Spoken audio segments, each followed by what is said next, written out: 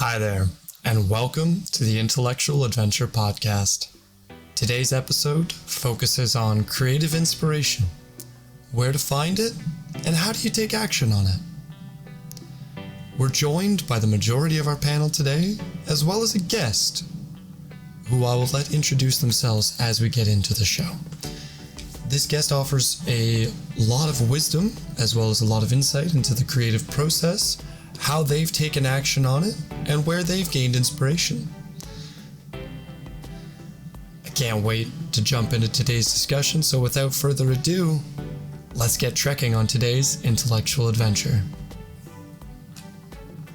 Here, I am Fritz Baier. I live in Hawaii. I'm 64. I just have, I spent 27 years in the Air Force and have just finished a book. We talked about that, I think, in the one-on-one podcast that we did the other day. Yeah. Yeah. And so you invited me to come sit in this. And so this is, I think, my first panel podcast. And so I'm not, apprehensive, but I'm kind of ready to, ready to go. Absolutely. Yeah, it's a little bit of more energetic dynamic than what we had last time. I told you it would be an experiment. And I think experience, one and the same, right? You know, you never know what to expect in life. And just as we met, we continue to experiment with our meetings. So I love it. We're going to go ahead and actually roll into asking you individual questions. And we have Aquatic Cactus who's going to be beginning with his question for you. Aquatic? Hi there. I'm going to roll into a deep one right away. Okay, here we go. So, during times of self-doubt or in the face of adversity, what steps have you taken to persevere? Yeah, well, I guess this is a deep question. And, well, I think I'm struggling to think of times when I was really back against the wall and really, say in an emotional place, struggling. I think for me, there's a couple of spots. Most of them have to do with, divorce, which is tough. And but on a professional basis, I really haven't. I don't want to say I've never had adversity. I just don't think there's been anything I haven't been able to mentally kind of compensate for and kind of drive on with. So the areas where I think I've been challenged that way are emotionally and then physically when I'm, as some of you know, or Cameron knows, I'm hiking the PCT. So I'm hiking the Pacific Crest Trail. And there are times then that I feel like, I am really facing some adversity here. The heat is too much, or, I'm just completely wiped out, but I've got to get somewhere. I got to get to, get to water. So, in one instance I was in the Mojave and, I'm pretty conscious about making sure I'm hydrated, but I kind of overlooked some things and overextended myself and got to a place where I was really faint and had to kind of crawl underneath a Joshua tree for a while, and just kind of hang out until the sun went down, and then wound up hiking probably another 8 hours until I literally dropped on the trail and fell asleep there. So, to answer the question from a physical perspective, I think, persevering is a part of my nature. I tell my kids, persevere in all things. You just have to keep going. I mean, the alternative is to give up. And I don't think that's what we're really called to do in life, is just to stop. So, life isn't always easy, and certainly we all face physical challenges, and some of that is just digging deep and kind of knowing where you got to go and get to your goal. From an emotional perspective, and I'm talking now here about in my own experience with divorce, which is tough because nobody gets married to get divorced, but it does happen. For me, that was a really tough time because I didn't really want that to happen, but it was necessary. And so there, I think relying on people to help you through things, is really key. And being able to share how you're feeling and what's kind of going on helps you, you draw energy from other people, who draw, support from other folks, and that helps you persevere. Those are kind of really, you did ask a really deep question, and it's hard to you know, I guess, to fully answer that, you know, I think I could write an essay about it if I had time to really think deeply and just take a moment and go, wow, that's an existential question. You know, that's what everybody faces. And so it's a challenge. But for me, I think, you know, emotionally going through divorce is really tough, and relying on my friends and my family to kind of back me up there helped me persevere. And then on a physical basis, just, you know, pulling on inner strength and making sure that, you know, you're, well, I mean, taking care of yourself and not putting yourself in you know, a risky situation like I did in the desert. But I think there it's knowing your limits, and then you know, self-care and kind of finding inner strength. I think that's how I start to answer the question, but there's probably a lot more to say about it. Oh, that was a wonderful response, honestly. I think you gave myself and everyone here something to think about. And in your last couple of sentences there, you really summed up exactly what I was going to present as a summary. So like if broad stroke, if what I'm hearing here is that it requires a little bit of looking into yourself and understanding your own limits, knowing when you need to take a break, when things are feeling a little bit insurmountable, you need to just take up that moment of rest and really just, you know, take that moment to heal and get perspective. Yeah, I'm totally with you. That's really good. That's great insight. That offers a lot of insight into who you are as well. I appreciate that. Thank you. Yeah, no worries. Yeah, perspective's everything with things like this. Yeah. Yeah, good question, Aquatic. I think that was a great question. Yeah, the rest of them should be really easy after this. I mean, yeah, I was gonna say a little deeper than I expected. Just roll through the rest of them. Just I was like, wow, okay. Yeah. Sorry about that. We actually have a question from Joanne for you. Joanne, would you like to ask away? I believe I was asking, it's just our own question that we have today is, how do you find your creative inspiration? That also is a good question. Maybe a little easier to answer than the last one, because you know, I was like, for me, well, I mean, I've grown up loving to write in the first place.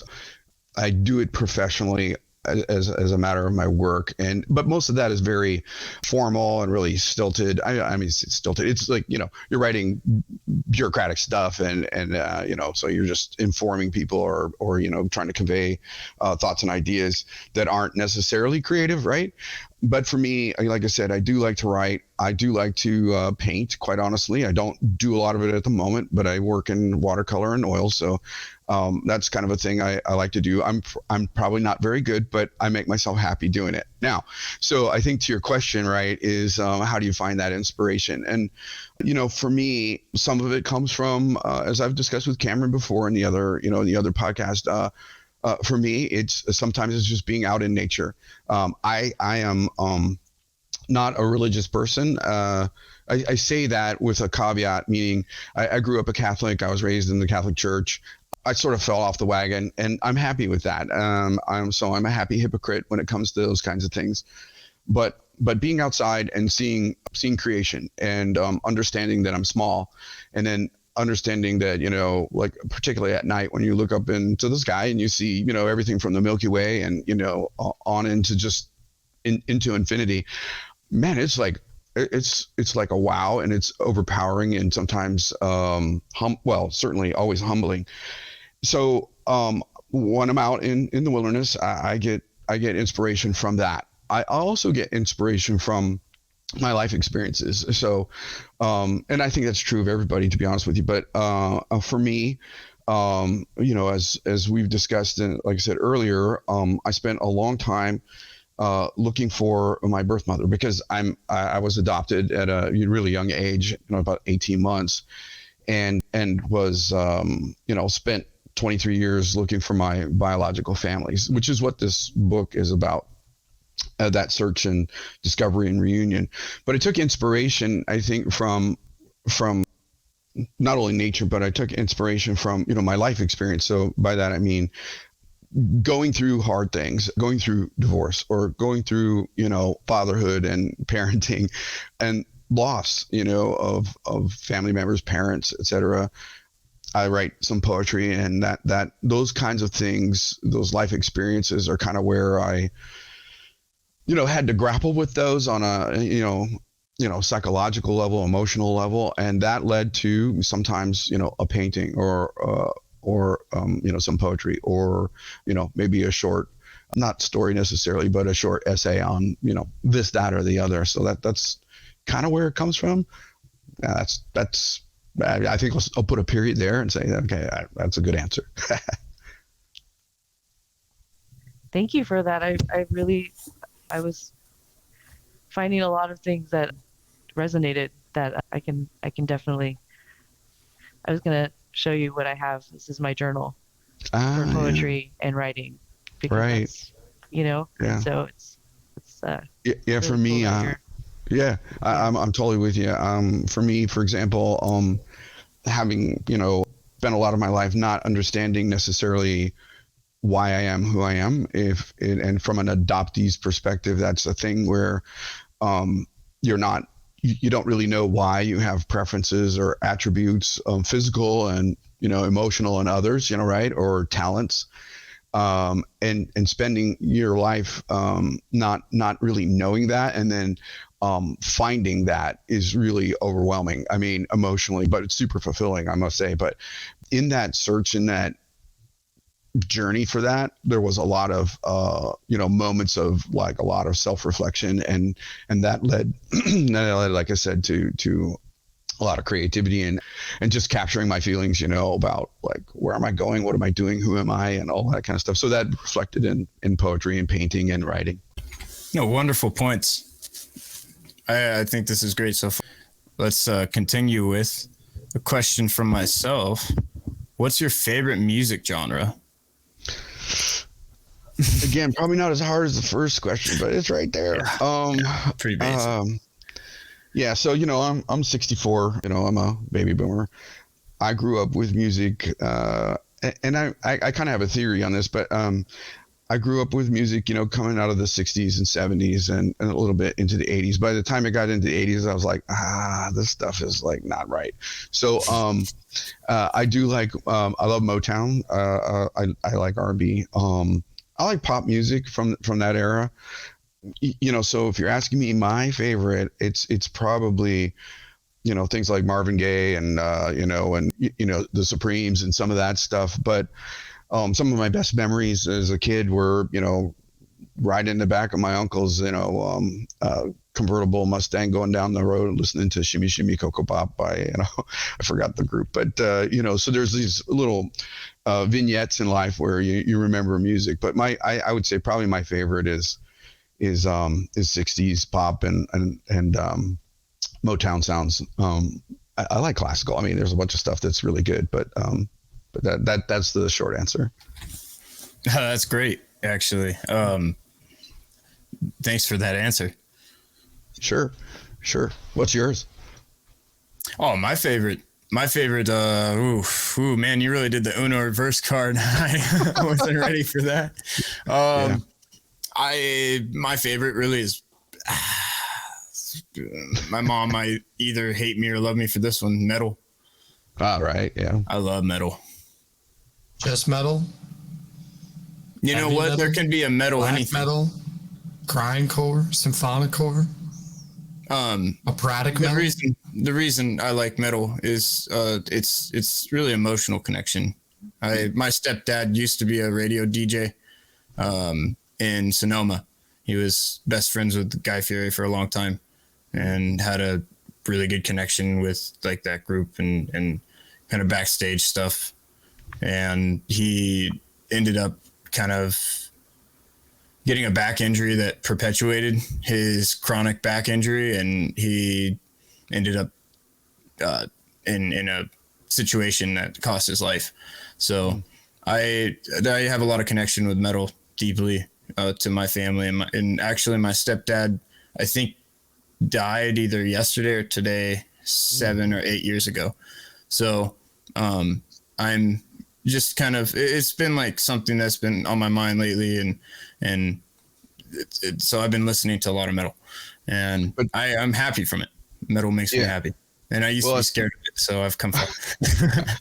So I think that's a really great point in the sense that that for me is the same deal. I mean, it's like there's an emotional connection. There's these memories that are embedded in this music, or things that inspire you. Back to maybe Joanne's question, listening to something and having it trigger some thoughts in your head about where you are in life now or where you were in life, and then taking that and using that to springboard out of that to do something creative. So I totally get where you're coming from, but I think you hit on a key point, Cameron. That is the emotional connection to some of this music, is probably what makes everybody happy. And when you ask the question, what's your favorite genre? And we all answer it, it's probably really connected to our own history, our own emotional state, where we were, what we did, that kind of thing. So, anyway. No, it's the reason I love asking that question to people. There's so many ways that question can go. Benjamin's actually an artist himself. If he cares to embarrass himself and Weird Al himself here, he's a. Oh yeah, I've learned to play the accordion thanks to my grandpa. He gave me his old accordion that he had since he was a kid, and so pretty much all the way through senior year to pretty much all the way through college, I'm basically a self-taught accordion player. So I've fallen a little bit out of style at the moment. I've just been really busy with schooling and work, but it's something that I still really enjoy doing. So you'll bring it out on the podcast eventually. Eventually, once I get a little bit back into practice. That's definitely a niche instrument, So, but that's cool because there aren't quite honestly a lot of accordionists out there. So. No, it's amazing. Like the fact that he can do it. As a percussionist, it blows my mind. That's all I'm saying. Yeah, that's cool. That's very cool. I think as I was having a little bit of time when we're talking to think about it, I will say this: my two favorite artists or groups or whatever is I do love the Eagles. They are part of my life, and for many emotional reasons, I like a lot of music by Elton John. Growing up, some wonderful music. Yeah, absolutely. Those things got me through my teenage years, and family issues that were going on during those days. But going into your room, closing the door, popping in a cassette. I know most of you don't even know what those are. I'm kidding. We're becoming my generation is becoming anachronistic. We're like the really, really old people going, oh yeah, right. Got to put in the 8-track or put in the cassette and, or put the album down, whatever. Hey, records are coming back. They are. Yeah, my brother is a huge collector. So anyway. The fidelity of the sound of a record, it's timeless. He says truly. That. I don't know. I'll hold judgment. Oh man, yeah, the good old record debate. You gotta love it. Yeah. Cactus, did you have a point right there? No, I was just wondering just moving on for our next question. I believe. I was just about to. Or you? No, I was just about to introduce Dan, and then we'll go ahead and have you have your question, and then we'll I guess I'll finish off. Sounds good. Thanks. Fritz, as a family man and a professional and somebody who takes your hobbies and the things that bring you joy seriously, how do you find balance for all of that stuff? What's your secret? What's your trick? Yeah, that's another hard question. It's not always easy. I think, everybody can kind of appreciate that. Many of our lives are out of balance, I think. I have plenty of friends that are type A's, and as I alluded to earlier, I work for the government, right? And basically without shame, bureaucrat, that has a pejorative sound to it, but bureaucrats are necessary, and we do a lot of important things, but important work, but sometimes it's tedious, and sometimes the work itself, is demanding, and so you get folks that are trying to advance in their professional careers, and work 12, 14 hours a day. And I've done it, and I see other people doing it. And it is, in retrospect and maybe with some reflection, it's a life out of balance. So, to your question, how do you manage that? Everybody has has personal responsibility in a sense, so you have to make time. You have to do that, because I think if you don't do that, you wind up being kind of, you're unbalanced. But what does that mean? I think it really means you're kind of in an unhealthy state. And I mean, you're not like using you're not enjoying your full potential, I guess, in a way. And I'm not, I'm not trying to be circuitous. I'm just talking about where I'm coming from. So consciously taking time to not necessarily sit in front of a television and unwind after a long day, but to do something like constructive. So for me, the quick way to do that is to come home and bake something. And I totally love to do that, right? So, I'm spending all day, pushing papers around and, having meetings and, doing all this stuff, and which is good, and it's okay, and it pays the bills, certainly. But, at the end of the day, I sometimes come back kind of, well, I didn't really accomplish anything. And so for me, going into the kitchen and, chopping up some, bread or something and making a bread pudding or something like that is really kind of, I don't want to say cathartic, but kind of just cleansing. I don't know, is a word out there, but I'm missing it. But it gives me a sense of satisfaction, I think, is what it is, because I can start a thing. Yeah, fulfilling, in a small F way.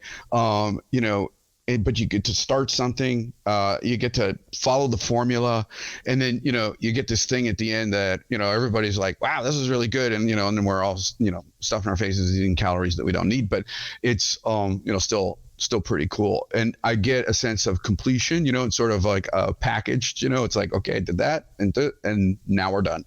And then walking away from that, before starting the next day, is like, well, okay, out of all the things I did today, I did make a bread pudding, and that was an accomplishment, so I choose something.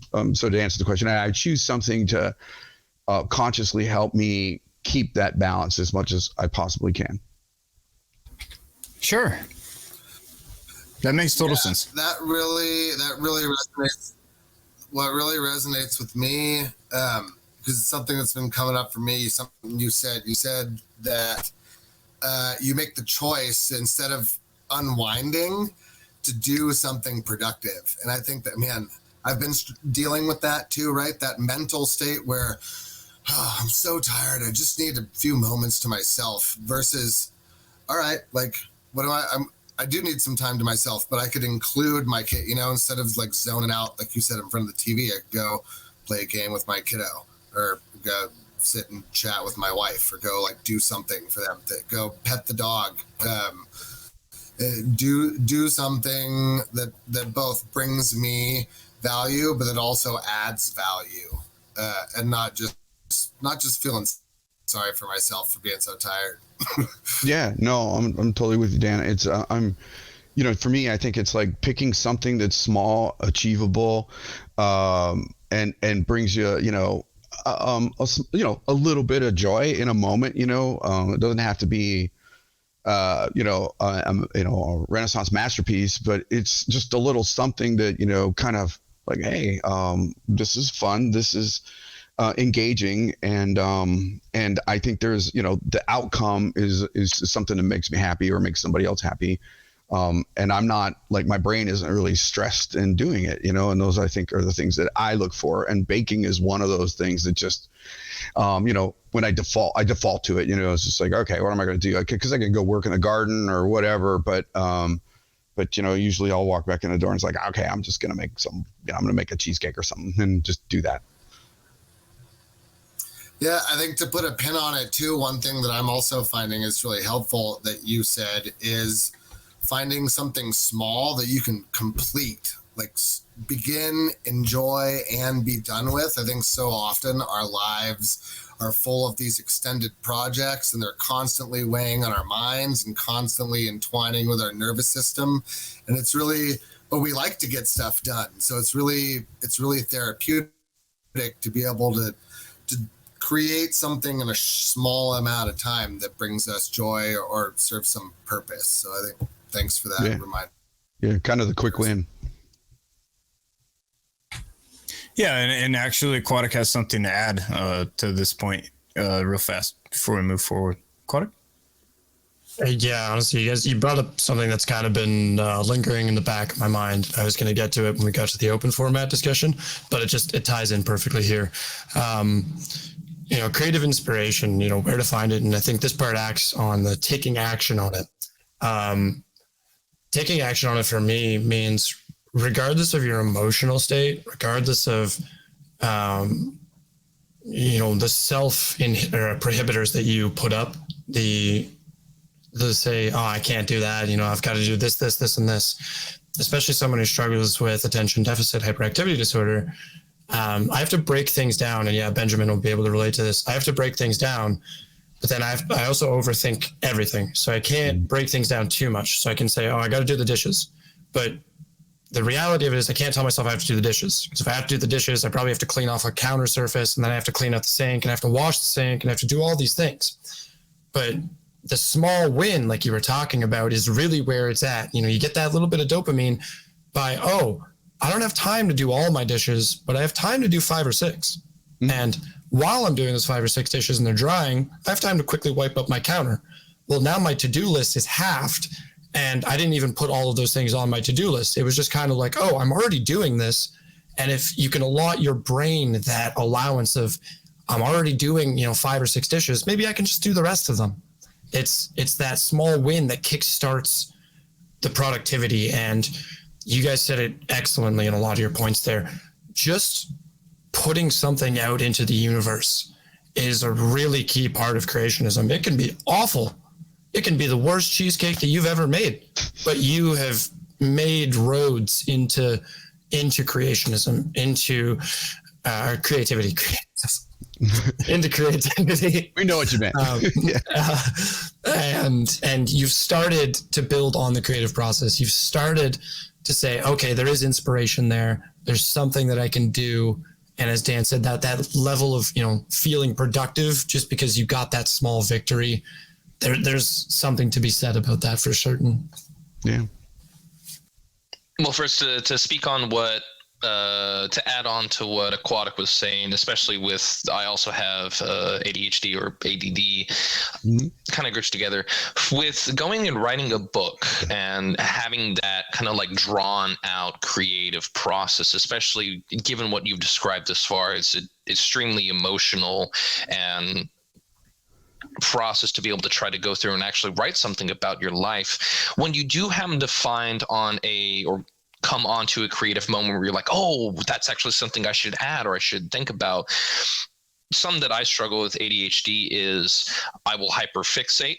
I have a desk full of unpainted miniatures, as is my hobby, and oftentimes I get easily distracted. So how do you kind of like, if you happen to have that moment or you can think of something to add, how do you grab hold of that specific creative moment?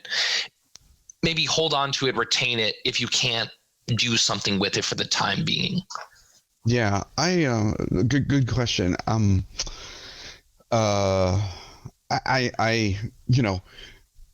write it down. Oh my, that's a simple answer. I just try and capture it on a note and say, hey, look, I know in a vignette in one of my, in the book, I didn't include a vignette on, and getting Casey Stengel's autograph. Casey Stengel's a pretty famous baseball player and coach from the 1920s. And I ran into him when I was a kid at a Rose Bowl game of all things. And my dad made me go get his autograph, right? And so there's this vignette about my dad, kind of saying, hey, go up there and ask this old man, for his autograph. And I'm like, I don't even know who that old man is. And, so my dad is like, sticks me with this Rose Bowl program. And I walk up to this guy and he's trying to watch the game, and I'm like 11 or 12, right? And I said, sir, can you sign this thing? And he's like, I'm just trying to watch the damn game. And he's grousing at me like that. Anyway, I have this vignette of that experience, and I sort of forgot to include it. And I'm sort of weighing whether it really needs to go in, but I just sort of scribbled it off to the side, like, hey, this Casey Stengel vignette, I gotta come back to that and sort of think about it, and then, evaluate whether I want to really like fold that in or not. In as much as it was kind of a neat thing to kind of touch on this historic figure. Of course, I didn't know who the guy was. I'm like, oh, whatever. My dad's just telling me to do this, so sure, I'm going to go do it. But just capturing those ideas or thoughts or creative elements that you want to like explore further, and just make a note. I mean, that's just really what it comes down to.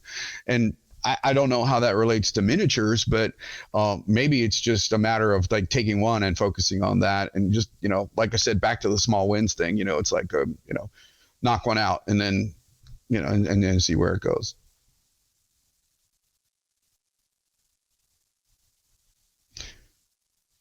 Nice. That's a great response. Yeah. Yeah, that is a great response. Sorry, I was having trouble finding my mute button. Conestoga Man. You're being summoned. What would you like to ask, Fritz? We'll get back to that. We're going to have to, because Matthew wanted to add on to Fritz's point. But I'll let you ask this question, and if Fritz doesn't feel comfortable answering, we'll move forward. That's all I'm going to say. Yep. So, Fritz, my question, it's kind of a two-parter. Did you fly as an officer? And if so, can you tell us what kind of aircraft? So, no, I didn't fly. I was enlisted for 7 years, and I wound up in that first 7 years fixing F-111s. So I worked electronic countermeasures, the ECM gear, basically the deception, radar deception gear that goes on a F-111, and they're obviously out of the inventory. So I did that for 7 years, and then I transitioned, and as an officer, I wound up doing a lot of strategic planning. So to your point, I didn't fly. I have been aboard a lot of Air Force aircraft and other nations' aircraft, mostly cargo. Matthew had a comment to make on the last question, and he actually, I don't want to pass him up, and I know he was eager to share. So, Matthew? I kind of left a little bit ago, so I kind of don't realize where are we at on the content. The last thing that you said. You were mentioning a quote from a book. I can't remember the specific book that was mentioned. I was just commenting on aquatic cactuses, talking about how that you just have to act upon when you're creating. It's just like in Stephen Pressfield's book, The War of Art, he talks about how there's you fight this thing, and it's called resistance. And when you're trying to create, all these distractions pop up, and it's resistance, and it's that's where you fall into creative hell. And so the act of just creating alone is a victory. It's like, sure, you write something and it might be, essentially crap, you just scribbled on a piece of paper, but you still did the work. You got to do the work. That was just my main comment. But actually now I remember going back to the beginning of what I was going to say is, Fritz, when you are painting and you're doing your watercolors, I know you were talking about doing landscapes, nature, essentially. You were saying pulling from nature. And I was wondering, do you find yourself painting a main theme of reference? Like, are you drawn to a certain thing? Like you just paint sea turtles a lot, or, for example? No, I like landscapes. Those are the things that really, because again, I love being in the outdoors. so when I see a scene or something that if I'm hiking along, or if I'm just whatever, if I'm on vacation and go to Zion, what have you, or the American Southwest, and you come across a petroglyph or something, and I'll take a picture of it for reference, and then may come home and paint it. I don't do plein air, so because I don't really have the time, but I'll take pictures for reference, and then come back and do a scene. I like pastoral scenes. I guess I think really what I'm revealing is I like things that are tranquil, and cause you to kind of do some contemplation about what you're looking at and what it means. Some of the stuff I've done in the past I traveled a bit when I was in the military, so I spent some time in Turkey and took a lot of pictures of Roman ruins, and Roman ruins that are in somebody's front yard, because it happens that the column is useful to be a fence you can keep your goats in, and so taking pictures of that, and then spending some time later with watercolor, with oil, doing that, and then kind of trying to reflect that and capturing it and keeping it, then it becomes a memory, and it becomes a part of the large collection that is the house here, that becomes the museum or the gallery for not only mine but many other people's art. So anyway, that's how I kind of go after it. That's wonderful. Hey, I was going to say though, Matt, your earlier point about just kind of being creative, forcing yourself to be creative, that really resonates with me, because I do like, in addition to just writing, I do like poetry, and I'm struck occasionally by a moment or a scene, whether that's out in nature, or whether that's just listening to some music, and and trying to capture whatever the thoughts or emotions that particular event has kind of sparked in me. And so, to your point, I find sometimes, I've written some crap, and, but I feel good about it, because I'm like, okay, well, I know that that's not what I want, or that's not where I want to be. So I didn't get that emotion right, or I didn't get that moment captured in, either a piece of poetry or whatever. So I think in some ways that's like also, part of an internal feedback loop to kind of help you be creative. It gets you to where you want to be, and which is, when you look at like old masterpieces and they do the x-rays and they see a whole bunch of stuff underneath it that the artist originally started, and it wasn't the end game. It wasn't the final picture or final painting. It was, his creative process kind of manifests under these under layers of the painting. I think that's really important. So your point, I think, is huge, and really, like I said, resonates with me, because I feel like you just got to do it, and even when it is kind of garbage or you're not satisfied, it tells you a little bit about what you don't want, and maybe a different direction to go in. So that I wanted to just pick up on that thread and say a little bit about it, because I think that's important. That's a wonderful response, honestly. I've always said that there's no such thing as failure, that every failure, as long as you've learned something from it, is a step towards success. Yeah, and absolutely. There's much more to be learned from a mistake than there is from a success. You don't learn anything if you get it the first time, but if you actually have to work at it and understand what you've missed, there's a lot more to be appreciated there. So that's beautifully said. Yeah, appreciate it. But I think, I'm not being profound. I think, history is full of all those people that just keep after it over and over and over and over again till they finally hit, get it right, or, wind up with that thing that they're really looking for. So, I think you can look at any number of artists or entrepreneurs or businessmen or engineers, and I think it's some internal fortitude to just kind of keep going to get to where you want to be, and recognizing, I think, Aquatic, as you were saying, just capturing your mistakes and folding them in as part of the learning process. Yeah. Yeah, and actually, I believe Aquatic has one more question for you before we continue. I had one, but it's kind of redundant, so I'm going to scrap it. But yes, Aquatic, if you would like to ask your final question. Yeah, certainly. It sounds like you've been a lot of different places in your life. It sounds like you've had a fair amount of time to travel, and throughout that time, you said you draw a lot of creative inspiration from landscapes when you're drawing or when you're painting. So I think my question is, through all of your travels and through your time, what was your favorite place to visit, and what made it so enjoyable? Man, Aquatic, you are asking like all these really hard questions. Welcome to my life. Yeah, I mean, gosh, there's so many places. I've been fortunate in life. I mean, I've traveled a lot in Asia. I've traveled a lot in Europe, and I would say I traveled in the Middle East. I was sent to the Middle East, so I can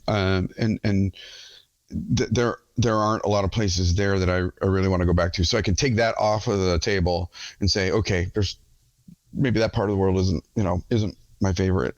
I mean, pound for pound, there's nothing like Tuscany in Italy. I mean, it's just if you want inspiration, I mean, just wander down some old cobblestone street in some little hill town in Tuscany, and you'll see people sitting on the side of the little street drinking espresso in a little cafe, and you're looking up at medieval towers. That is a pretty really one of the nicest places on the planet. In terms of, I mean, Hawaii is huge to me, right? I mean, it's part of my story. It's part of my home. I mean, it is my home. I mean, I was born here. I wasn't raised here, but to me, my connection to Hawaii is like, is fundamental to who I am. And so it is incredibly picturesque. And you can't beat the weather, of course, but it's just a simply beautiful place to be. But having said all of that, you're still asking me for my favorite. And I think my favorite place or moment, I think, from following with the theme of like kind of creativity and all that is, I did get a chance, when I was coming back from the Middle East. At one point I was in Turkey, and I flew through Istanbul. And my first trip to Istanbul, and it was an overnighter. And so I didn't really have a lot of time to see or do anything, but I forced myself to drop my bags at the hotel. And it was in the late afternoon. And I hustled up the hill to the Blue Mosque. And for those who don't know, the Blue Mosque is one of the largest mosques, in Islam. And it's beautiful. I mean, it's just really The a gorgeous architecture piece is insane. Yeah, it's phenomenal, right? And so I got there, and the mosque was closed, and so I wandered into the courtyard, and there's this guy who's the guard or whatever, and he's he's kind of sitting on the steps in front of the mosque smoking a cigarette. It's very it's a quintessential Turkey, right? And so I'm wandering around, and the guy's like, hey, you have to leave, the mosque is closed. And I said, well, look, I'm only here for one night, and I don't know if I'm ever coming back here. Can I just take some pictures in the courtyard? And he's like, okay, sure. And so I'm wandering around taking pictures, and it's starting to light up. They've turned on the lights for the evening, and it's illuminated. Anyway, that goes on for about like 5-10 minutes, and then he kind of waves me over, cigarette in hand, kind of, come here. And so I'm, kind of wandering over to him, and he says, why don't you come back in the morning, and you'll be able to see. And I said, well, I'm flying out in the morning, and again, I don't know when I'm ever going to come back here. And he said, well, then take off your shoes. And so for me, that was a huge moment. It was just like, wow. And so he says, he pushes the door open and says, go ahead, go in, just respect our mosque. And so one of the most, phenomenal places I've ever been in my life was in the Blue Mosque at night alone, and just being able to contemplate all this Islamic art, and the tile work and the beautiful architecture inside the Blue Mosque. So in terms of a place I've been, the Blue Mosque is pretty much at the top of my list. But Tuscany, sort of just as like a general place to be is pretty awesome. And then Cameron and I have talked about Mount Fuji and how what a spiritual moment that is when you kind of climb Mount Fuji and watch the sunrise. And so we could talk about that. But I think I've not answered your question because I've given you like 3 different things. So. No, honestly, I think when you said Istanbul there and how impressive it is, I want to see if I can quickly. I should be able to do this. This is just a brief image of what some of the architecture. The Blue Mosque is absolutely incredible. Honestly, the architecture of the Blue Mosque is insanely beautiful. I'm surprised it's not a wonder of the world. I truly, you would believe that it would be. It is a beautiful, beautiful, beautiful place. It's unbelievable that it's not a wonder. Truly recommend to look at it on your own time. The Blue Mosque's architecture is stunning, and pictures do not do it justice. It's incredible. It's a bucket list item. Yeah, definitely. If you ever get a chance and you haven't gone, it's phenomenal. But if you can manage to do it in the middle of the night with no one around, that's even better.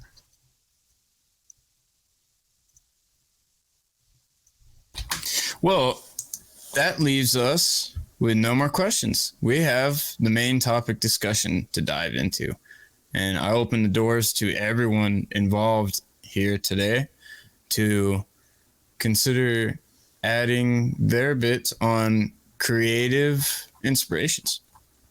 Who would like to start? Matthew, you are talking, but we cannot hear you.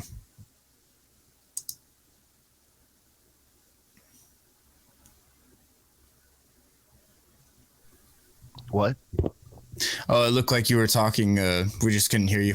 I was just reading the comment out loud. That's all.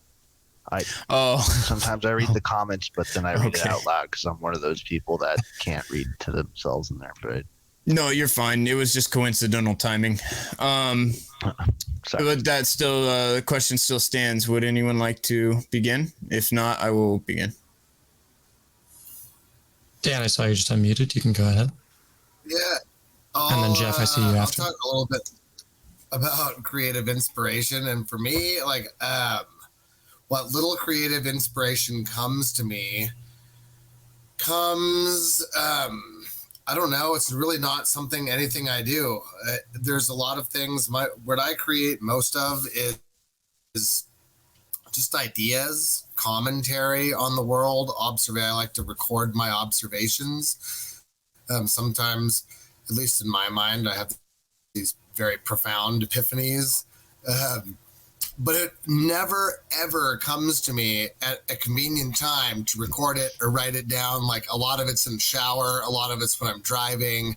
A lot of it's when I'm in the middle of doing something with my family or something completely unrelated. And I'll just have this moment. And so for me, I'm not sure. For me, my creative inspiration, I think, is very subconscious and environment related. Lord only knows what it is that I feel or smell or hear or taste that triggers this sudden inflow of information. And so for me, my challenge is recording my creativeness, actually getting my creativeness to a point where I can share it. Because a lot of times it's just really random and unintentional, quite frankly. It's aligned, but it's unintentional. So thanks for letting me start with that. I just wanted to throw that out there. Yeah, honestly, if I may, I can kind of relate with that kind of randomness. The ways life interacts with you, especially with connections, you're very tossed around at times. You don't get to choose how people connect with you. You can choose how you try to connect with them. And that's the element I've tried to devote more focus towards. I have a temper at times, and I don't ever want to just display that, as my personality. It's not how I feel who I am.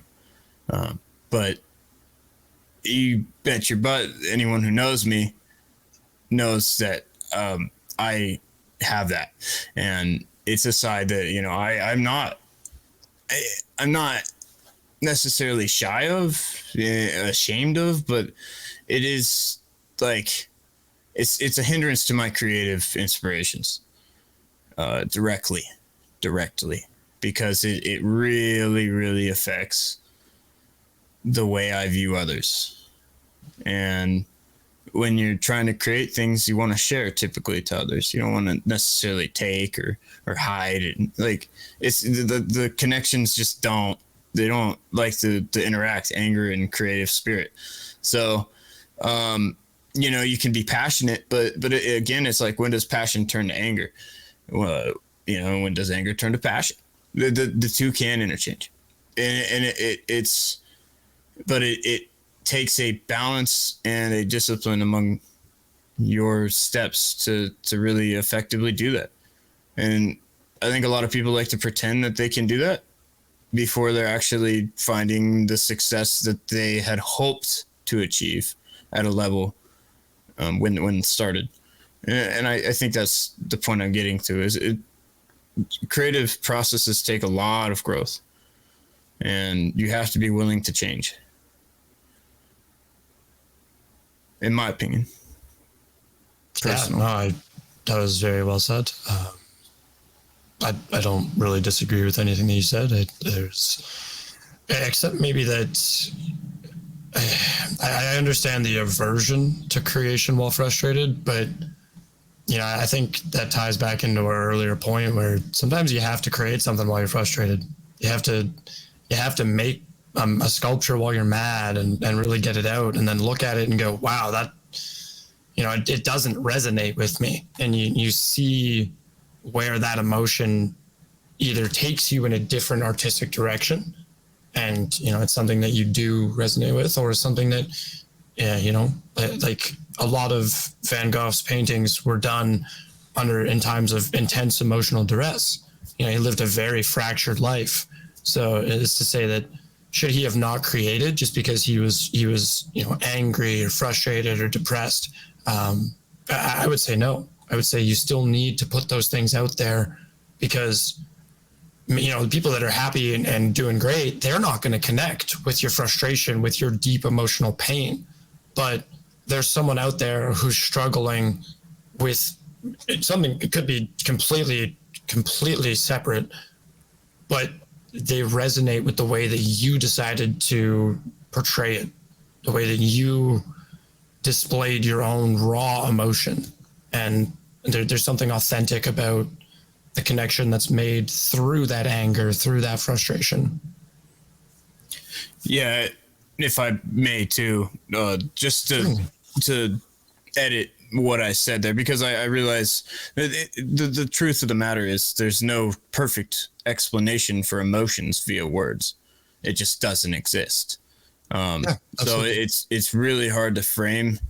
But what I kind of meant to insinuate there was that through the anger you can produce. Like, there's been plenty of times where, like, for instance, I was working as a dishwasher just this last year, got frustrated one night, took my whole lunch and I wrote a song. I just wrote a whole song. I had like 5 verses, chorus, hook. It was not refined, of course, but it was something, and made me feel better. It got my frustration out, but it also got my anger out in a way that was passionate. I used that anger to fuel something that I like to do. So I used someone's frustrating nature of existence in my life to my advantage. And I don't think that's a bad thing. You're not using that person, you're using the situation. And that's a big difference. Yeah, you're just feeding off of an energy that was created in a situation. If people create passion or to create a fire within you, whether it be directed at creativity, that's what I love about creative inspiration and this topic in particular. A lot of creative avenues are great ways to throw frustration. Poetry is a beautiful example. Slam poetry and spoken word poetry are great mediums for emotional distribution and regulating. I felt pain. I felt loss. I've experienced, these very core human experiences and emotions, but we all handle them so differently that expressing them is important so that the people that don't feel seen, the people that don't feel recognized in their emotions, that feel like they can't express themselves, at least they have an avenue to feel seen. Even if they couldn't create it themselves, they have something to hold on to that says, I can identify with this. This is my struggle, or I see my struggle in this. Does anyone have anything to add? It's a little quiet over here. I could add something. Yeah, for sure. My creativity comes when partly from frustration because something either breaks or I need something. I like to weld. I like to fabricate things. So the creativity comes from not having what I'm looking for, or having what I need, or it's not what I do have isn't measuring up, so I need to strengthen it or something. So the problem is I don't have enough time in the day to work on the creativity that creates. So I have so many things that hit me that, I could do this and I could make that, but after you're done making dinner and a cheesecake, you spend what time you can on it, and then you wait for the next day. So, but creativity comes like, I want a monster truck. So for me to put a 49 Studebaker truck cab on a 76 Chevy rock crawler chassis, I have to make my own cab mounts and hook up my own cables and steering column and all that stuff. So by wanting that, I create in the same instance. The creativity flows in my wanting this or wanting that of the truck. So one day it'll run. Yeah, persistence, just got to keep at it. And I find creativity in the kitchen as well, Fritz. I like to cook. I did a chili verde in a crock pot yesterday. Nice. And, how'd that turn out? Oh, it's awesome. It's got a little spice, got plenty of flavor. I wish you guys could try it out. Benjamin's had some of Jeff's soup, I'm pretty sure. Yeah, I've had the Jeff's soup. Maybe when Joanne comes over and checks out my bookcase, I can try to turn her on to some. Yeah, that's cool. I'm Mexican by association, so I go with it. Oh my God. I'm Italian by association too, so I made a Chicago style Italian beef, and I have to because I can't find it around here. So I find creativity in the kitchen as well. It helps me release problems that I may have in other places. Yeah, I think that's huge, actually. I mean, that's one of the reasons I talked about it is because, it's like I said, it's back to the bite-sized pieces, the piece that's the thing that you can do in the moment, I think part of the whole discussion here,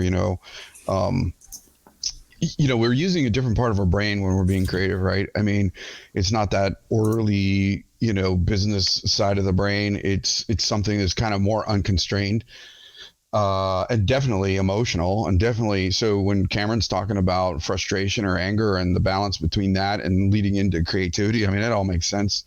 Plenty of artists over history have, used sort of, use this in like sort of air quotes, but altered states, altered emotional or psychological states, and they've created some amazing stuff. You look at Salvador Dali and, melting clocks and things like that, and you're like, well, okay, you clearly were somewhere I wasn't, but it's still, it's still an amazing piece of work. It's an amazing piece of art or a manifestation of creativity. So as small as it can be in the kitchen, I made a seafood risotto last night. It turned out pretty good. I'd love to try your chili verde. Those are even those small moments are kind of valuable for our well-being, right? And one last thing, I find solace and peace in the garden. Even if I'm doing cleanup or something like that, it's there's nothing like digging through your own pile of compost that you made just to put it on your beds, or just weeding so that you can put in, the next broccoli or cauliflower or whatever you're going to grow for the winter. And then in the spring, you reverse it all and grow some tomatoes and peppers and stuff like that. So I find a lot of peace and solace and somewhat of an escape in the garden. Yeah. I'm with you on that. Totally. Here in Hawaii, we can plant a broomstick and it'll grow. I used to grow bananas, so I love that. Yeah. My banana tree's actually just got a huge bunch on it and they're starting to ripen. So that's, I pushed the limits in a zone 9 down in Sacramento. So I just like to be around the plant. I didn't necessarily grow them to get fruit from, even though I did. I just like the plant. So I have one now in the greenhouse. It's a snow banana, but it's surviving and it's put up its second flower. It's blooming right now. So awesome. Yeah. I love it. Yeah. Those are impressive. Yeah. We got to be careful. The podcast's going a little bananas, guys. He's just talking about what he's planting. Yeah. I love how everyone's so muted. There's no laughter. So it's just me. Just falling man. Hey, I'm trying to limit the audio distraction, man. Man, this episode has been, how many times can we make Cameron blush? So we're going to go ahead and move into Benjamin's point, though. He had a point to bring up. Yeah, so I think it was, I'm trying to remember where I was with it. To build off of what Cameron was saying a little bit earlier about kind of that spur of emotion of things.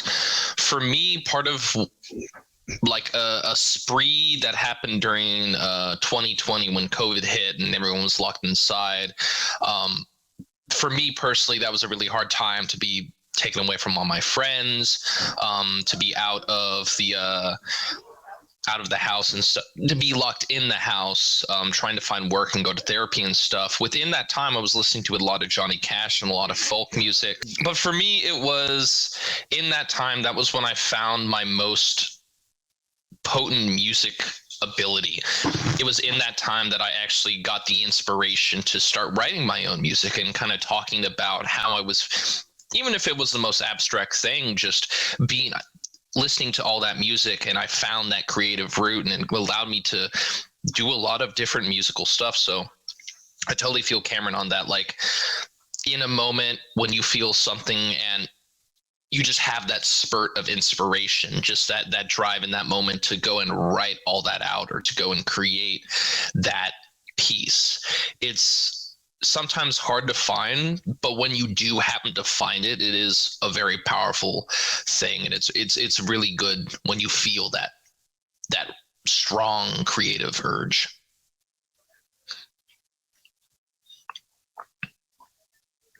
Yeah. Basically just being inspired, and you become inspired. Like that's what that sounds like to me, is you actually distinguish true inspiration right there. Yeah, so said. Hey, Joanne, you had a point you wanted to bring up?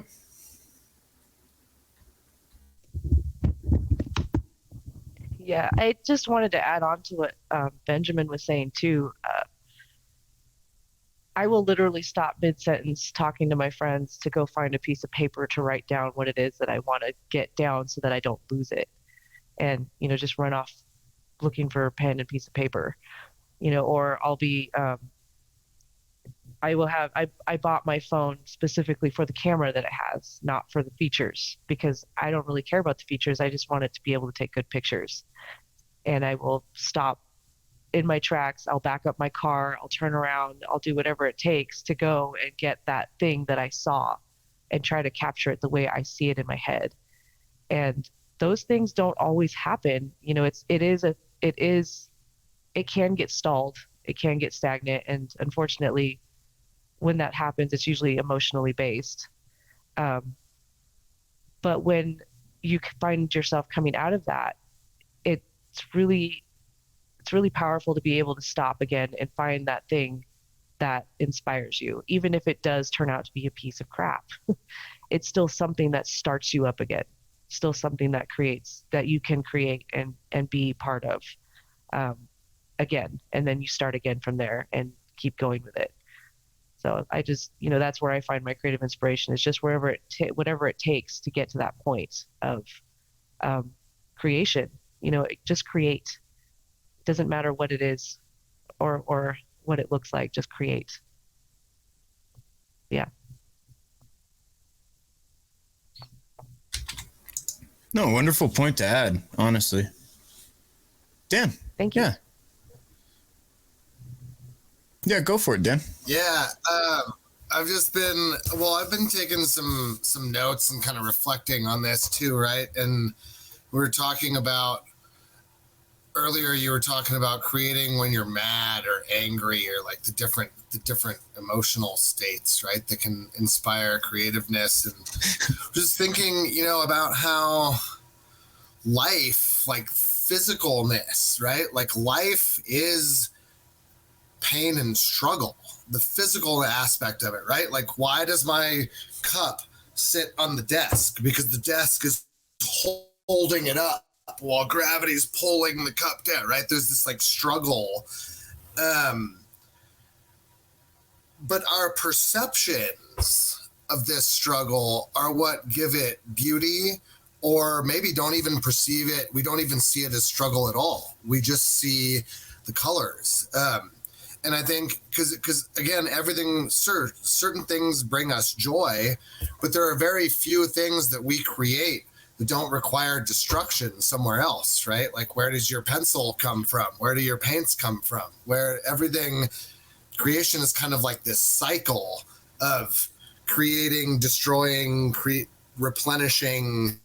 And so I guess I'm really referring to embracing the sloppiness of it, right? The ugliness of it. Like, this life, especially in this time, like, it's messy, it's sloppy, it's not always pretty, it's not always perfect. But what we do with that, how we perceive that, whether we let that ruin our day, whether that ends up being fuel for our fire versus a cold blanket that gets thrown over our fire, right? That's really up to us in our minds. Like, what are we going to do with this information that we see? What are we going to do with all this, right? Am I going to use my pencil that there's trees sacrificed, right? There's a hole in the ground somewhere where the graphite and the lead and the iron came out of. There's a hole in a rubber tree somewhere where the eraser comes from, right? There's all these different extraction points just for a pencil, right? But then, so what am I going to do with this pencil? Am I going to write hate mail or hate messages, or am I going to use it to create love and beauty and add enrichment and enrich the world around me? And so I'm going to stop here. So I'm babbling for a little bit. I like to do that. But just acknowledging that like life is oftentimes a mess, and we spend so much time and effort trying, everything's fine. Look at me. Oh, I apologize. The house is so dirty. No, you don't, man. It's like that all the time. And you even cleaned up a little bit before I came over here, right? But we spend so much time like trying to put these perceptions that everything has to be nice and neat, but it's not. It's not. And it's quite often the fact that it's not nice and neat that gives us the inspiration to go out and make a difference, or to capture it, or to change something, or to harness that moment and to appreciate the lessons that brings. I love that you brought that point up about a messy house. No, you're not sorry about that. It's so true though. Yeah. I mean, if you were sorry about it, you would have changed it.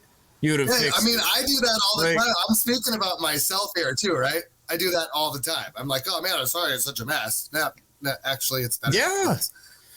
But societal norms, societal things, just it affects the way we create. You know, I mean, language is a way is definitely creative. I mean, if language wasn't creative, we wouldn't be having podcasts, because there's plenty of shows that have had, you know, interviews. Interviews are not a new concept by any means, but interactive atmospheres with casual conversative or conversative things and elements coming together that people bring in tune with each other is always a magical experience to me. I mean, if I had a choice, I love music and I love playing music, but I would much rather have my relationships with people through conversation than music any day. Then that's just personal. I know a lot of people would say the opposite, definitely. But there's something beautiful about each person's individual take on language that I just love. It's part of the reason I write so much, and it's hard to find people that really connect on that level. I mean, I've had some people I've tried to invite on the shows that just, you know, they love the idea of being able to present something, you know, to another generation. But when it comes down to how to do that, a lot of people just they don't know where the function is, what the next step is. And I think that's part of the thing we have to assess with creative assembly and inspiration is typically it's not done alone. There's always some form of other to it, you know, even if that's just your audience. Like with this show, I'm not gonna lie, I if I got audience feedback through an email, I would definitely take that information, and if it was reasonable, apply it. Of course, my audience matters. And I'm just speaking with World Networking Podcast, Intellectual Adventure. We definitely were interactive with the community. We don't want to dismay that. That's our whole premise. So, yeah, it's a powerful thing to us here, and I just had to add that part because I do find it very fascinating how language affects us and society as a whole with creating. Yeah, no, that's what very well said. Collaboration is definitely a part of creativity. Yeah, Dan. Yeah, Fritz, I was just interesting. You know, I spent most of my life as a glass is half empty kind of guy, and it wasn't really until I had my son that mirror was held up to me, and I was like, holy smokes, dude, I am an angry, like, nasty, pessimistic human. And so now I'm changing myself, right? I'm really working at changing my different processes. And so, you know, my old self, right, was the one that was really like observing the messy world that I was talking about before, right? Like, oh, this is a mess. Oh, look at all that. Yuck. Yeah. Oh, man. And now the new me is trying to like look for the advantages, right? And see how I can take this in and use it to my advantage and make things better. But it seems to me, just based on the small amount of information I have about you that I've learned about you today, that you've always been pretty much the opposite, like pretty much a positive guy. And so I'm just I'm curious as to how my when I was describing that, I could see you smiling and nodding, but I could also see your gears turning when I was talking about the messy, sloppy world and life being pain and struggle. But then what we make of that, for me, what we make of that is the beauty. And I was just curious. I'm curious as to your thoughts on that, because I'm always, I guess, drawn to and fascinated and curious about people who haven't had that negative impact for so long, I guess the way I have, right? That haven't been pessimists. I'm a recovering pessimist, right? You seem like a kind of a perma optimist, and so I'm just interested in that, because that's some good stuff, right? That's, Sorry, Sure. a perma optimist. I love that. Yeah, recovering pessimist, I think is what you said, right? Yeah. Well, thanks. I mean, I feel, I think you probably, pegged me. I tend to be an optimist. I'm probably, the glass is not half empty, it's half full, right? And we can do more to make it fuller. You said a couple of things though that really kind of triggered a couple thoughts. You did see my wheels turning. You first of all, you talked about your son and how that started to sort of change, maybe put you on the road to recovery from pessimism, so to speak. But and you said you saw this mirror, right?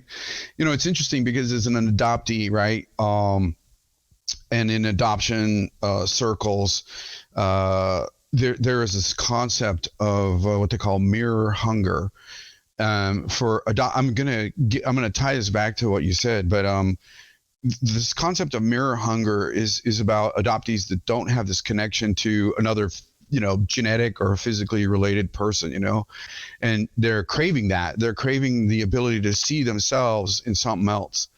And ironically, when I was growing up and then I had kids, I used to call them, without knowing the concept of mirror hunger, I used to call them my rear view mirrors, because they gave me a little bit of insight into what, from an ancestral perspective, who I was and where I may came from, because I saw what was maybe potent in me being passed on to them.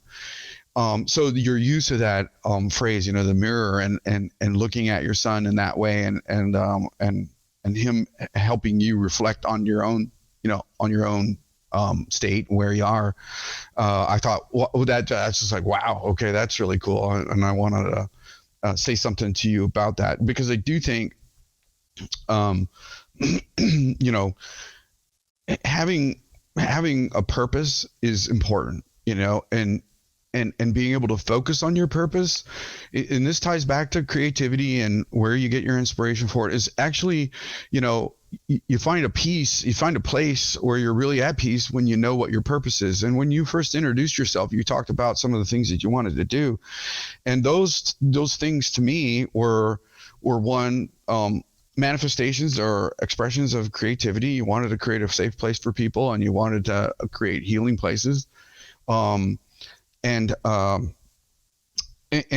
top of that, I think those were the kind of things, I mean, at least my observation, and we've known each other now for, maybe an hour, but we're, kind of illustrative of the fact that you're looking for peace.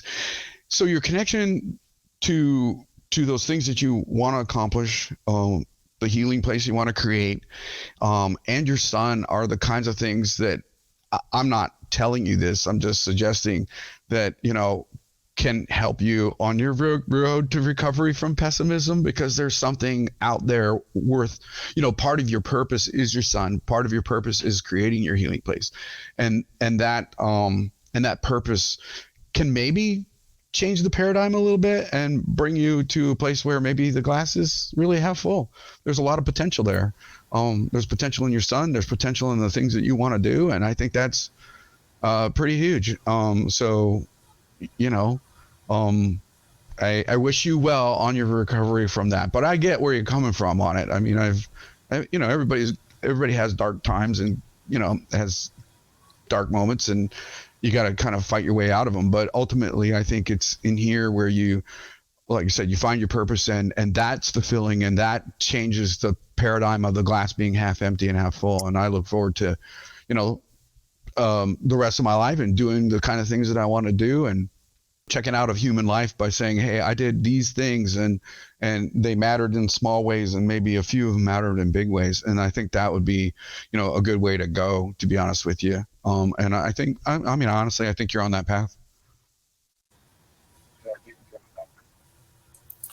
Yeah, I feel like I am. I just acknowledge my journey, right? And my journey has been it started at that moment. I didn't even realize I was in a dark spot. And then suddenly I got this glimpse of myself and where I was. And I was like, oh, God, I don't like this at all. And so then it's been a process of doing something about that, right? I feel very fortunate that just didn't spiral me into some sort of negative downhill self-destruction, right? I wanted to change that and make it better. And that journey has been really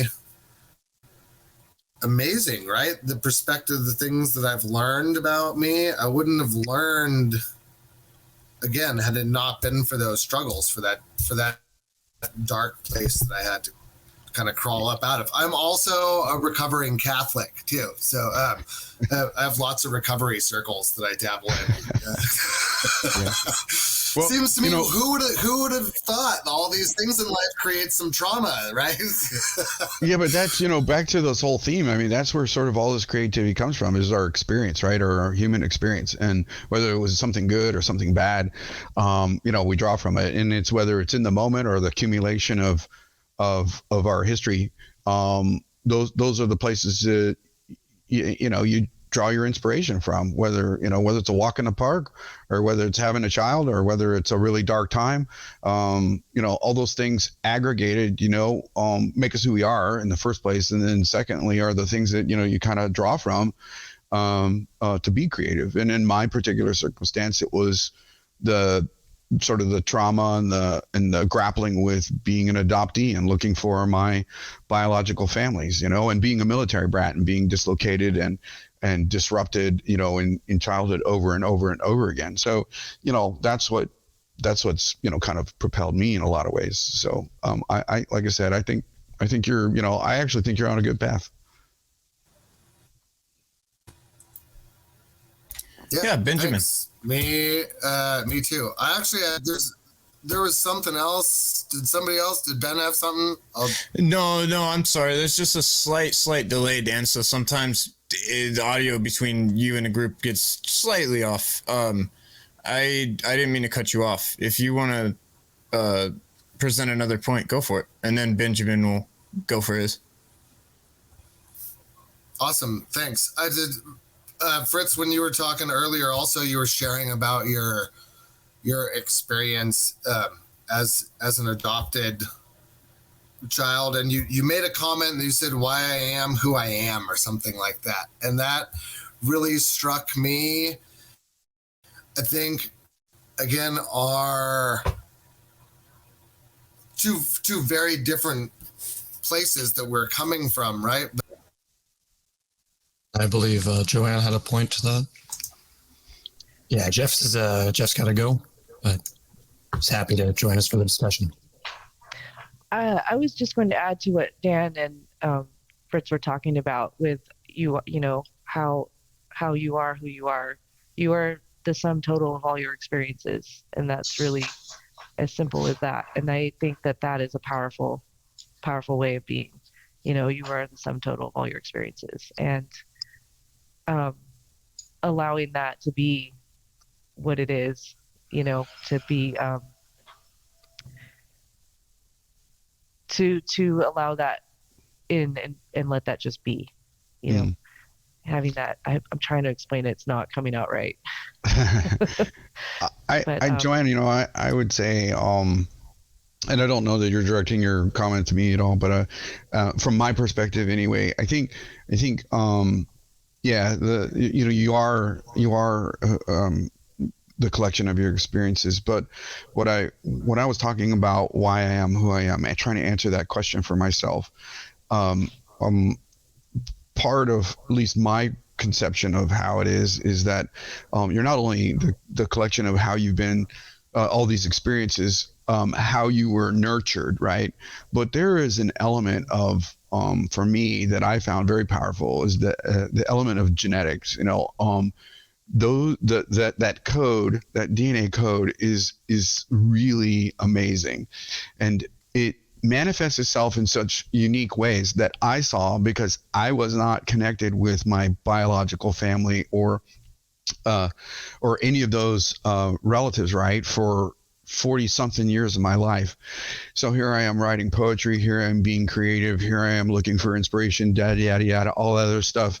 And then when I meet my birth mom for the first time and she's showing me her poetry, and I'm like totally blown away, because I'm like, well, okay, that explains where some of that comes from. So I would just augment your answer from my perspective with, it isn't, or it is, yes, the sum of your experiences, but there is something that's patterned into you to be the way you are.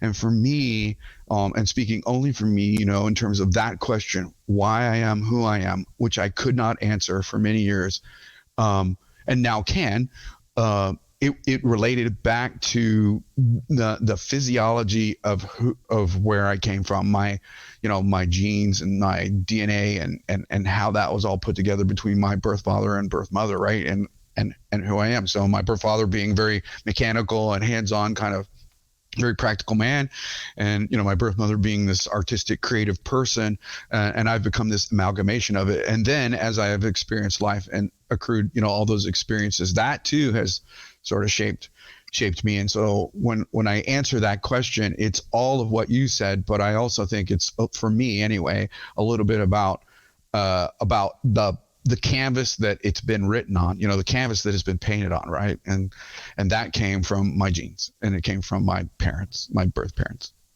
And I think I missed that point. I apologize. No, guys, I think Benjamin has a point here, and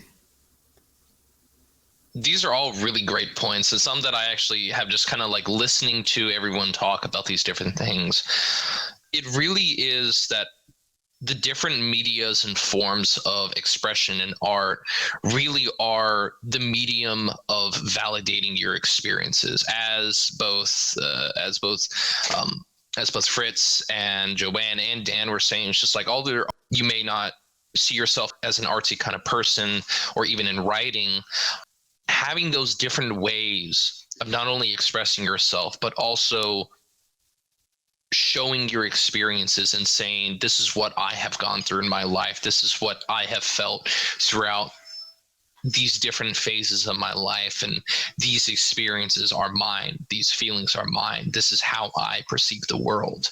And it can be through different forms of playing music, writing, painting, doing tasks, or building with your hands, or different stuff, talking, all these different ways of being able to engage and kind of put yourself out there and showing really who you are as a person. And it can, what I would say is, what I was thinking about is, as far as like criticism, like if you have someone who, like with the podcast, someone who puts out, a comment like, oh, hey, I was thinking about this, maybe changing this or this. We want to be able to have that validation of putting something out there and making ourselves vulnerable whenever we create something, but then also being aware that criticism or comments is just other people's views of our life experiences, and how we take them into account is entirely up to us. And I think just listening to how everyone has been talking about, it's been really interesting to hear the different forms that people express themselves, and how each of everyone's experiences bring about who they are, and kind of the as said, the culmination of the person that they have become up to this point. Yeah, cool. I'm with you. Dan, you had a point you wanted to share? Yeah, I was just thinking, we're talking about how our creativity is the result of our experiences. And I just wanted to go into that a little deeper, something I've been learning, right? And I feel like in my journey, I've become aware of these different levels of me, these different aspects of me. We have Matthew and Joanne actually with some points real fast, and then Aquatic's going to go ahead and say some points before we fully close out today. If anyone between then, Fritz included, would like to add anything, feel free. Just reach out. But until then, Matthew, John. Thank you, Cameron. So, my whole thing of going creative inspiration and my process, and I kind of was thinking about going to the basis of just my existence in general. When I was very young, I was not able to be cued in with my peers. I didn't know how to socialize, but my dad exposed me to art at a very young age. And so I was very intrigued with drawing. And then suddenly all the other people around me were intrigued with my creativity, and it allowed me to connect. It gave me a method of connection through my creative process with others. And I would say, we are constantly inspiring each other through pulling in and being open and seeing creative ideas flow through each other. And I think it's such a beautiful concept of that someone like Van Gogh, that has clearly been dead for hundreds of years now, can inspire people right now in the present, and to communicate his ideas and feelings. And there's a direct correlation to that can touch you in a way deep down in your soul, where in which that you feel direct correlation and connection with this person that has been dead for years. And on the fact of the matter, you could be such differences of race or sex or nationality or culture. It doesn't matter. It bridges this gap. You could listen to a Johnny Cash song and it could directly, therapeutically comfort you, because you now don't feel alone in your struggles with something like addiction. And this person's never even been in your life before. Mark Rothko, if you know the artist Mark Rothko, he's a 1950s abstract painter. He made these large scale paintings of all these different colors. And he was famous for when people would stand 2 feet away from his work, and it would envelop their whole perception with these colors. They would be known to seep with sadness and cry, because he had such immense deep despair and depression, that because he was able to capture his work through the colors of his paintings, it bridged a direct gap of his feelings to the viewer. And to me, I think that's one of the most powerful things with creativity and art, is that in our world, in the human condition, we do have conflicts, and sometimes we don't understand each other, but it's almost such an open realm of discovery and expression that we can hurdle over those barriers and connect on a level that we otherwise couldn't, on our mortality, culture, race, sex, etc. And I think that's one of the most beautiful things about creativity.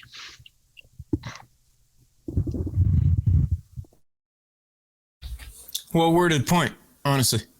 Anyone have any other attitudes? I know Joanne has her point. How do I follow that? Carefully. I honestly am not.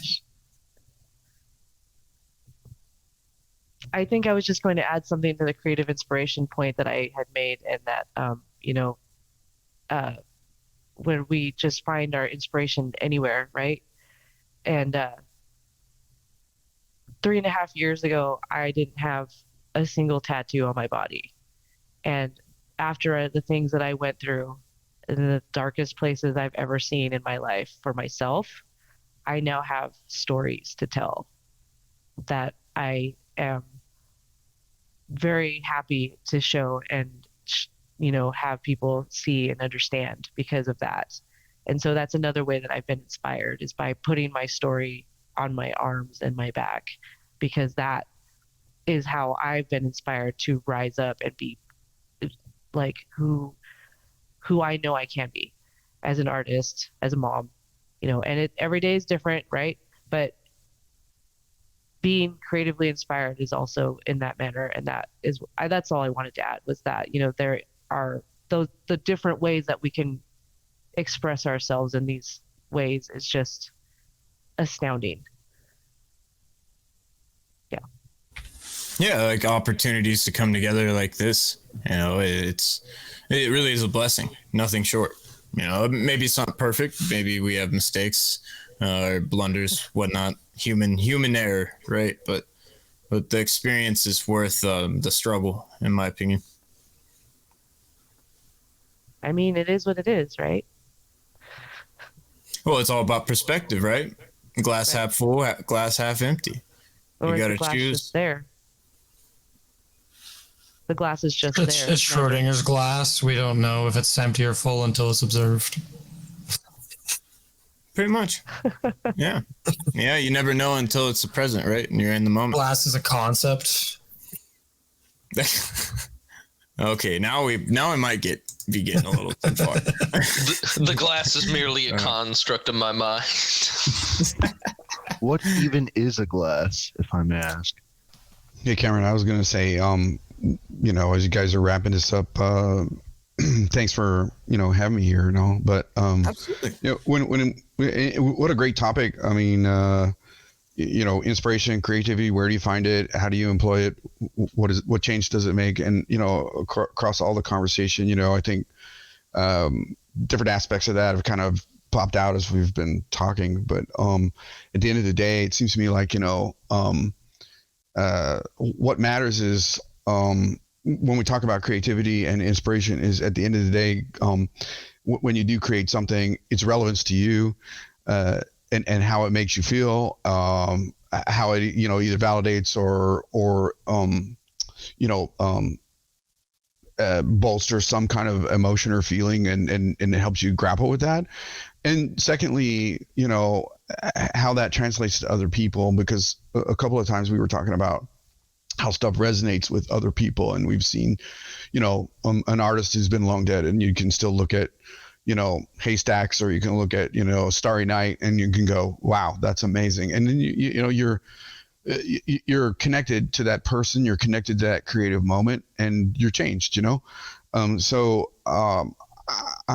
again, not anything terribly profound, but it's, at the end of the day, it's about, sort of how it's helped you, how it helps you manage or cope with what's going on in life, and how you wanted to express your perception of the cosmos, and at the same time, sharing that and finding commonality with other people who resonate in the same way over that same experience or that creative moment, you know what I mean, or that creative product, whatever you. So anyway, I just want to say thanks, and I appreciate the topic, despite Aquatic's really hard question at the front. Yeah, he really got you for that one, man. I'm sorry. I couldn't ever guess. Yeah, it's okay. Oh, man. You only knew the sarcasm I carried, Fritz. Well, if we're all done making fun of me, I think we can press forward. That was very well said, though. It was excellent having you here today. Having your insights on the matter, I feel, was, I don't imagine having a better guest.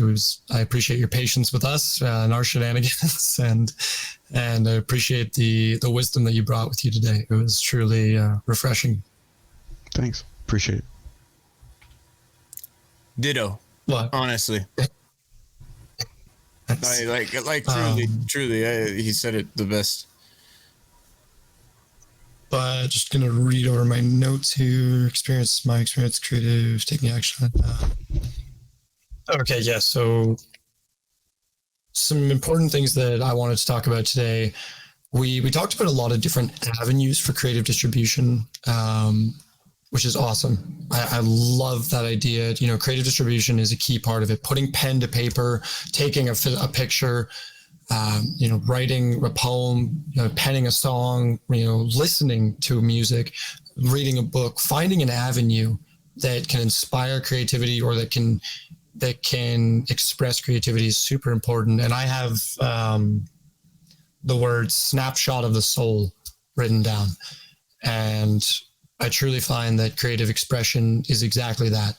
There's a wonderful avenue to see into someone's life, to gain a little bit of perspective as to their struggles, as their experiences, by seeing what they've produced, by seeing what creative inspiration was there. And I think, that's part of looking at a long lost artist's work is you see, these famous paintings and you look at and you go, what were they in that moment?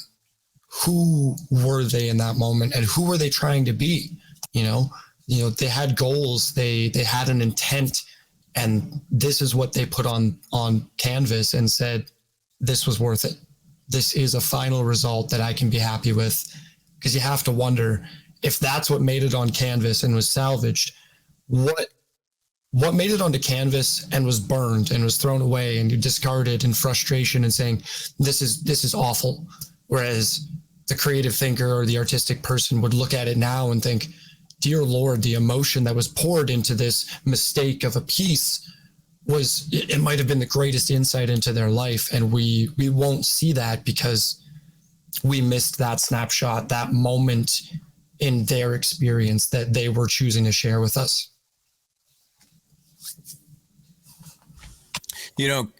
Actually, Cactus, if I may interject, I have one final Of course, thing. yeah, please do. This was kind of a ending discussion moment. You totally wrapped my mind back around the one point I made earlier in notes. I wanted to touch on this because I felt like it's important, especially for the journey I've personally experienced this last year with things and events. Specifically planning out podcasts, it's been a struggle. I've had to do a lot of soul searching. There's been a lot of days where I've been unhappy, and you just have to live with it. There's no correct way of doing it. There's no necessarily wrong way, or one wrong way to do it, right? There's a lot of wrong and right between, but there's not just one of each. It's that the real gray area of things that matters most, because that's where most of the interesting bits come from, right? That you learn. But I digress. The reason I bring it up is I put this tidbit. There is no true way to plan, but to try. And what I generally mean by that is like, even with this today, I mean, we've never had a guest on the show. It's been a very tricky ordeal for me. I just sat all week long trying to think about this with very little details, like I have details about you, but I was working with bare minimum, and I just couldn't become inspired, quite frankly. And sometimes I can't sit there and beat myself up over it. I just have to plan, and I have to try. And if no one else around me is going to have a plan, I have to have that plan. That's what's got to happen. And if there's a progress moving forward, in my head, I'm able to frame a mind where like there's the side of this that's okay. And I just have to accept the okay part. Especially with like OCD tendencies and things like that. The perfectionist in me really wants to get angry at a lot of situations. But when I'm able, like, especially this last year again, been able to accept the power behind true diversity in conversation. It's a very intimidating thing to converse with someone you don't necessarily know on a regular basis. Even you may know them 5 years ago. Maybe you just don't know them today. So it's always something fresh for, I would guess and assume, any age or demographic and situation. There's always something to learn or grasp or understand a little more in depth. So having you on, especially today on this show, and being able personally to see you between the two, like you're a real person, Fritz. You really care. You really have soul for what you do. I hope that you don't stop doing it. I know this isn't going to be your only book. That's all I'm going to say. Yeah. I have a feeling. I have a feeling you're right. But I'm from the bottom of my heart, personally, I really do thank you for being here today on the Intellectual Adventure Podcast, Fritz. My pleasure. Great closing point. Truly, impressed. I'm impressed by everyone's points today. There's been some good I stuff. have one more closing point. Yeah. A quick tidbit. So the last line I have here is that it's just a touch back on, I believe it was you who said it actually, Cameron. This is my phrasing of it. Introspection and fantastical ideas are important for developing and for the creative mindset. That is to say, groupthink and collaborating with others, understanding the opinions of others, the experiences of others is a really great way to draw inspiration for creativity, to also have a better understanding of self, and then entertaining fantastical ideas, entertaining fiction media and things like that to allow your brain to stimulate ideas of, and general topics. How do we get from where we are today to being the next step in society? How do we do all of these things? All of it boils down to creativity, right? We're not gonna look back at mundane solutions from 500 years ago and say, this is the way forward. This is a solution for 8 billion people. We have to be creative. So I think sometimes looking to the works of fiction and not always nonfiction is also a truly important part of the creative process. Yeah, distinguishing the two. That's actually something, to a degree, I think Fritz and I were talking about the concepts and when we were talking. It was when I was asking you about your book recommendations. And we were talking about, there's value behind fiction, but there's also plenty of value behind classics. Yeah. And knowing when you're ready for that stage to bring that information in, it's very different. They're very different sides of life. Yeah. You got I did send you the note on that. About on the book? On the book. Yeah. A Very Long Engagement by Sebastian Chapuisseau. Yeah. I actually put it in. Great story. It's in the description. Cool. Everything's all linked, and your viewers will get that book recommendation. Absolutely. Yeah. It's super good. Yeah, and I would implore you guys, please. I'm not trying to shamelessly highlight my show here. I'm trying to highlight Fritz because he really does deserve it. Fritz is a wonderful book coming out that he's been working hard on for 6 years.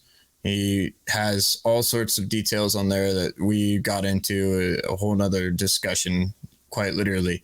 So if you enjoyed today's format and want something a little different, or just want to hear more about Fritz, I would implore you to check out the World Networking Podcast. I'll make sure to put the episode link below, as well to Fritz's episode.